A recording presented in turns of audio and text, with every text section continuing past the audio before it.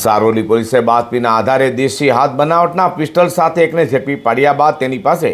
Pistol મંગાવનારા રીઢા ગુનેગારને પણ ઝડપી પાડ્યો હતો, જ્યારે બિહારથી પિસ્તોલ મોકલનારને પોલીસે મોન્ટેડ જાહેર કર્યો છે।